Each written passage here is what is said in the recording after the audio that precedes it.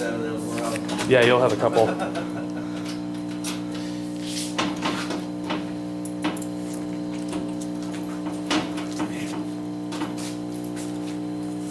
Alright. First things first. Obviously Simplex or Tyco is monitoring this system. You can see your phone number and account number here.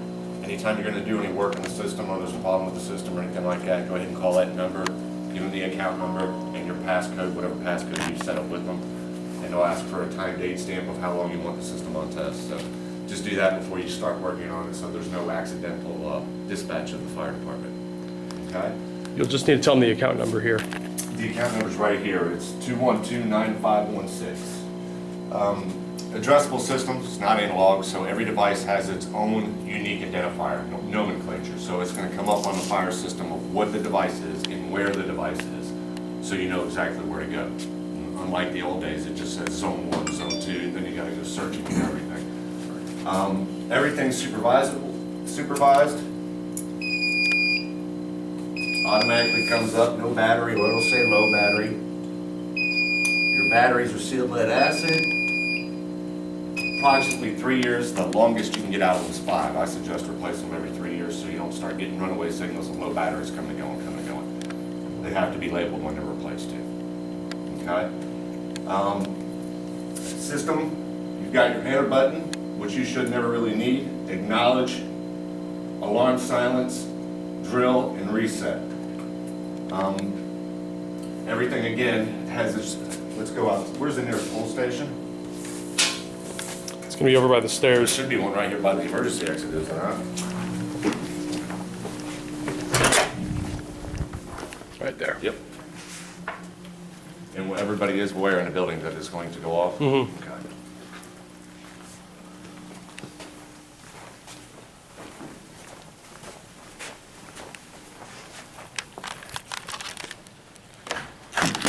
All the devices are labeled as well. L1, M05, Loop 1, Module 5. Same key for the panels, the same key to open the pull station. If the pull station's engaged,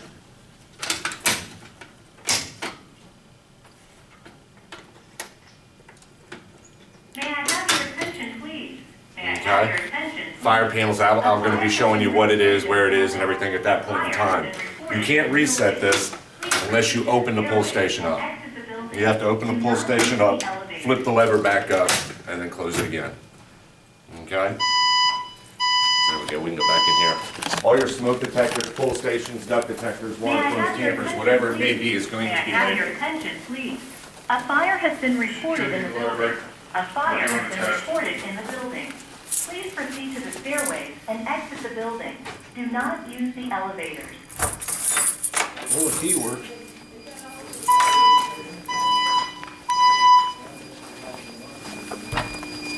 May I have your attention, please? May I have your attention, please? A fire has been reported in the building. A fire has been reported in the As building. I said with the Please nomenclature, proceed to the stairways and exit the building. second floor by Do not stair use number the 2 alarm elevators. pull station. If you hit acknowledge, it'll shut the panel up. Okay? We hit alarm silence, it's going to silence the alarm. Self-explanatory. Okay? Once the device is reset, which I showed the other gentleman outside how to reset the device, reset your alarm. So we have to reset the device first. Reset your device first.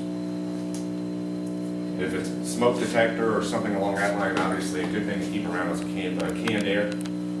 Blow out the smoke detector. General maintenance, I would suggest doing that on a regular basis anyway. It's going to be kind of hard up there, but you'll get particulate in them and it'll see a little dust thing go by and the photoelectric beam will say, hey, that's smoke. Goes into the line. These batteries, same as these. Yeah, they're all sealed by that. Okay. But like I said, every 3 years I would suggest replacing them. There it goes. Fire panel's got a time date stamp on it. You can actually check history on the panel. Say the panel was going nuts and guys weren't on site, you came to site to see what was going on. You hit your enter button. You've got read status mode, programming mode, remote mode. You don't want to do programming. So you can go in with that one, which is point 1, and that's going to give you your reminders. If you keep scrolling down, you see history. You hit history, view all. Now, if you start using the buttons, it's going to show you each event.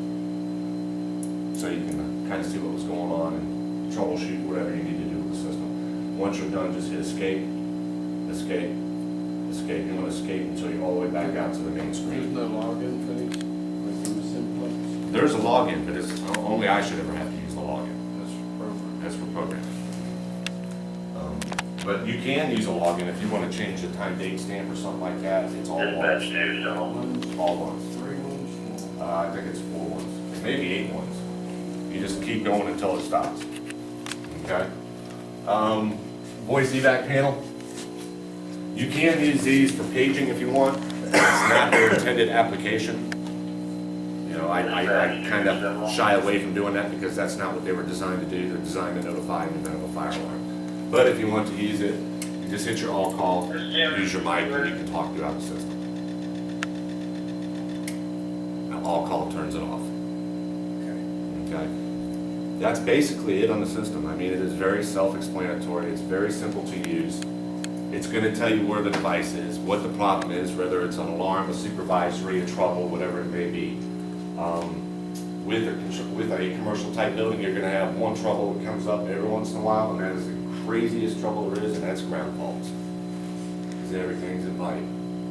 So all it takes is one little stray of wire to touch that metal and get ground inductance, and you start getting ground faults coming in and out. You have a sun trip monitor on this for the elevator? We have to go look at the elevator, I'm not sure. But you know what the system is? Yeah. I'm the service manager. It is all connected to the shunt. The shunt is connected. There is a shunt trip? Yes. Okay, so it'll be labeled then. This is your as-built for your system. It's gonna show you the layout, where the devices are, where the device is, the whole 9 yards. We always put that with the panel. It's gonna show you the devices, device names. Same thing with loop 1, module 5, module 6, whatever it may be. Loop 1D, D means detector. So that's a smoke detector, a heat detector, a duct detector, something along that line. That should you range. You're gonna see M or D, module or detector. Okay? And how is this tied in under general alarm? It's gonna shut my air handlers down, where are those relays, where those monitors at? If that's the way they wanted it under general alarm to set the air handlers down, Or anything that exit discharge has to do, so. okay, well, they're built into the duct detectors. The duct detector has its own internal relay, so when it goes into alarm, it'll open contacts or close contacts, killing the air conditioner. So that's it, you know, it's at the unit itself. Okay. There's no relay where you go test it like that. It's built into the duct detector because it's a smart device. It's not the old school stuff. So, any other questions or questions you might have? Said Do it's, you have to reset this one over here too, when they go off? what is that? You like it? When it go on, when that went off, get started. When it went Why it would, I'm not sure.